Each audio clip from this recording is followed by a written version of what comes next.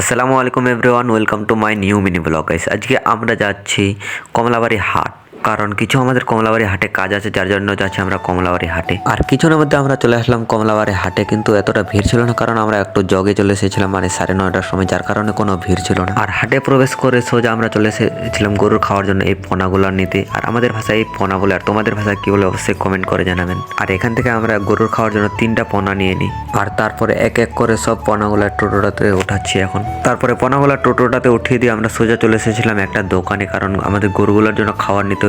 তো এখান থেকে আমরা নিয়ে নিলাম খোল এবং খুদি। তারপরে গরুর খাবার নেওয়া হয়ে গেলে আমরা এসেছিলাম কবুতর যেখানে বিক্রি করা, ওখানে কিন্তু এসে দেখি কবুতরের আজকে অনেক দাম, 450 টাকা জোড়া, মানে 2টা কবুতরের দাম 450 টাকা। তো আজকে আমরা নিতে চেয়েছিলাম, যেহেতু এত দাম, তার জন্য আজকে আমরা কবুতর নিলাম। যখন দাম কমবে তখন নিতে হবে।